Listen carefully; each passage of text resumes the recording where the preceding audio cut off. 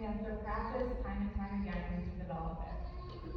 Mercy requires introspection and reconciliation with our knee-jerk reactions, thoughts, and feelings.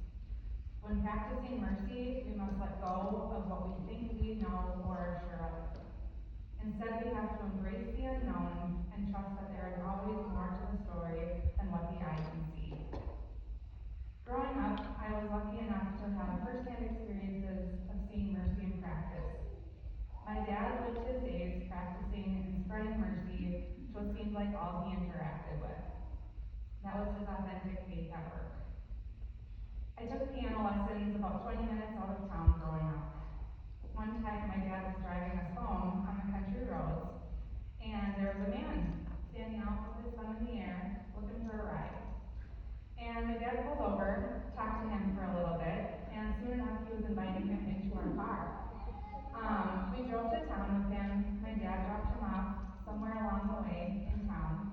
And I just assumed that this was someone my dad knew. We happened to run into him on the side of the road. And sure enough, my dad was there to give him a ride. So then, turns out I learned that this was not somebody he knew, but just a total stranger. Big surprise to my mom when I got home and told her about what happened on our ride home from piano lessons. But it would have been easy to assume that this person was dangerous or a criminal or out to get somebody. But through mercy and a lot of faith in humanity, my dad was able to abandon these judgments. As a nurse, I've also been given mercy, and I've seen mercy in action time and time again. I'm currently in school to complete my doctorate in transcultural nursing and health equity. My experiences in this program have been life-changing. I have been shown time and time again where God and God's mercy shows up in the world. The program I'm in focuses on how to approach transcultural care for people who are actively marginalized and left out of existing systems, those who are living on the margins of society. For example, people experiencing homelessness or extreme poverty. Practicum experiences plant students into communities and cultures to gain first-hand experience. These experiences have included meeting women at Breaking Free who are survivors of sex trafficking and exploitation.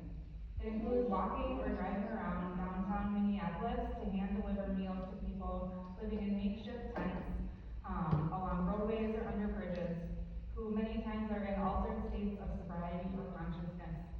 It's providing safe care and necessities for people who use drugs. It is providing foot care for people who are unhoused, sharing a meal with them, and assisting them to shop in the food shop for clothes. It's handing out free food to people at Cedar Riverside who do not speak English, and being motioned by them to follow them into the apartment buildings to take the food to their room when I don't know where I'm going. I don't know this person. But taking that box of food to their apartment and then being met with them offering me coconut water, because that's what they have to give me, holding my hands in gratitude. It's included visiting jails and learning about why inmates are there and the challenges of the judicial and penalty systems. These experiences with individuals whose path through this world is different than my own have expanded my curiosity and cleared many assumptions of what I thought I knew. I've also been on the receiving end of mercy in my career as a nurse. We're all human, and we all make mistakes at some point or another. Unfortunately, these mistakes also happen when you're working. After making an error and voicing it to another nurse or leader, I've always been met with reassurance that it's not if, but it's when a nurse is going to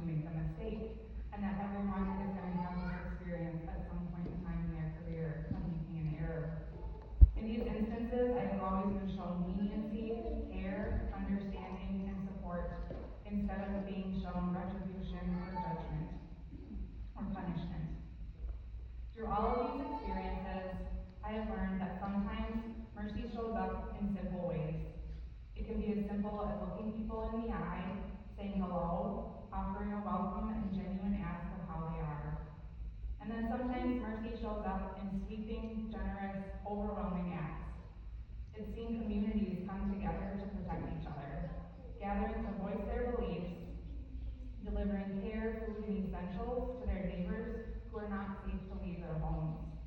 Mercy acts in being a voice for those who are silenced or misunderstood, acting to support those we do not know or whose story and background we may not understand.